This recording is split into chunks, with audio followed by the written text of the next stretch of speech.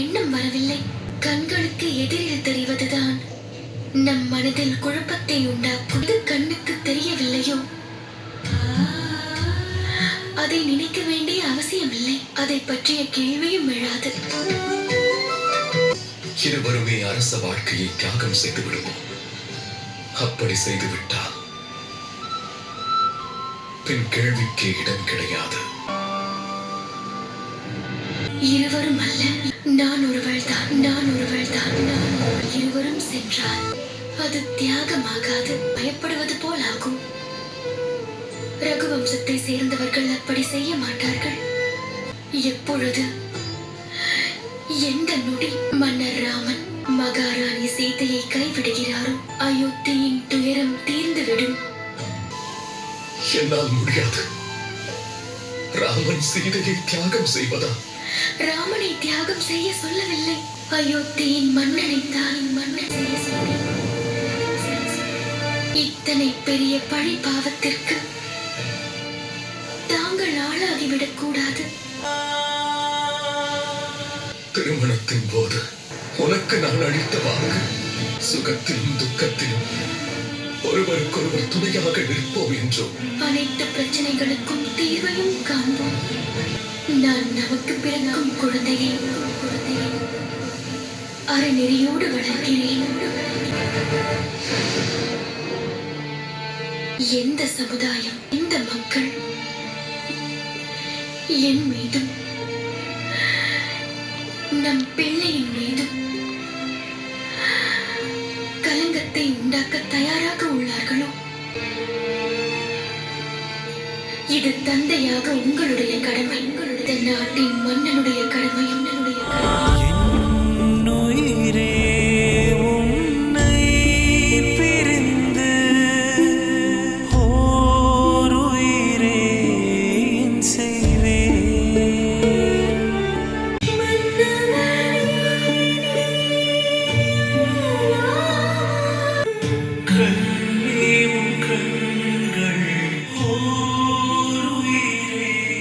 அரசன் கண்களில் கண்ணீர் வடிந்தால்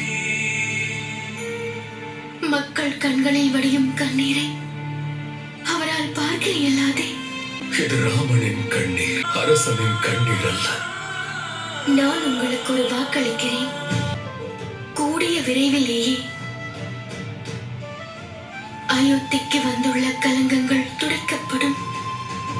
விதி ஏற்படுத்திய இந்த பிரிவை நம்முடைய முயற்சியால் மீண்டும் மாற்றிவிட முடியும் என்ற நம்பிக்கை உள்ளது.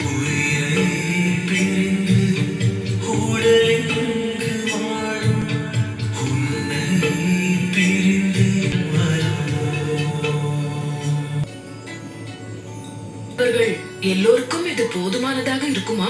அதோடு மறந்தும் முனிவர்களுக்கு தேவையில்லாத எதையும் அங்கு அனுப்பக்கூடாது. அப்படியே ஆகட்டும். அக்கா, இதோ அக்கா வந்து விட்டார்கள்.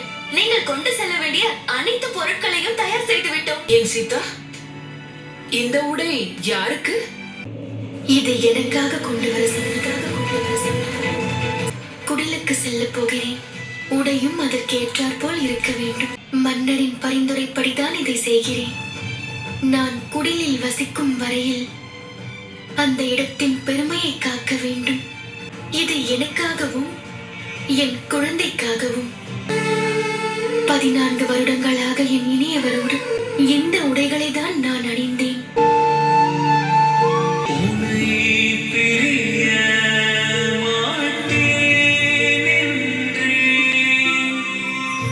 நாங்கள் சுகத்திலும் துக்கத்திலும் எப்பொழுதும் ஒருவருக்கொருவர் துணையாக இருப்போம்.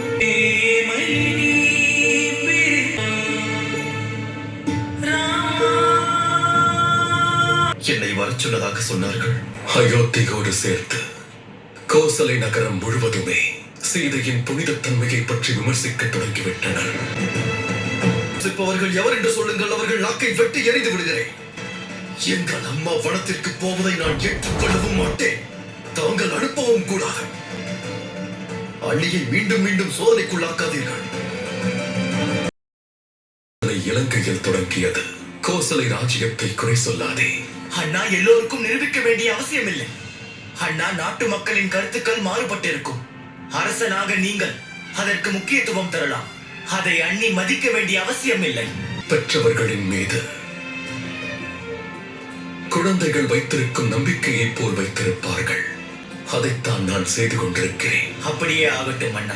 இதுதான் உங்களுடைய முடிவென்றால் அண்ணியுடன் சேர்ந்து நாங்களும் அக்கினியில் விழுகிறோம். இதை தவிர வேற வழியே இல்லை. அது தேவையில்லை பரதா. ஏனெனில் அரச குடும்பத்தின் செயல் அடுத்தவருக்கு பாடமாகிவிடும். அந்த முடிவே அனைத்திற்கும் அடிப்படையாகிவிடும்.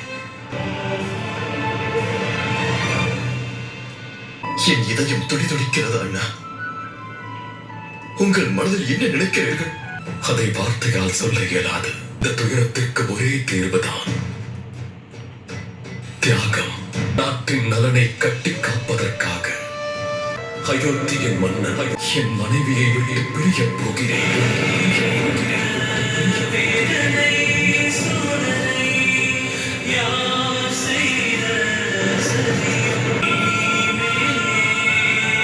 சீதையை வனத்தில் விட்டு வர வேண்டும்.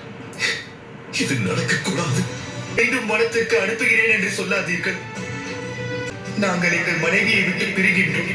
கூடாது, கூடாது. அவர்கள் மீது குற்றம் சுமத்தப்படவில்லை. அவர்கள் மீது யாருக்கும் சந்தேகமில்லை. என் உயிரை வேண்டுமானாலும் எடுத்துக் கொள்ளுங்கள் அண்ணா. என்ன இதை செய்ய சொல்லாதீர்கள். நீங்கள் இதை செய்யக்கூடாது அண்ணா. இது உன் அண்ணனின் வேண்டுகோள் இல்லை லட்சுமணா. இது அயோத்தி மன்னனின் கட்டளை. மன்னனின் கட்டளை. கூடாது. என் கட்டளையை அலட்சியப்படுத்தக் கூடாது. அலட்சியப்படுத்த மன்னர், உங்கள் முடிவை மாற்றிக் கொள்ளுங்கள்.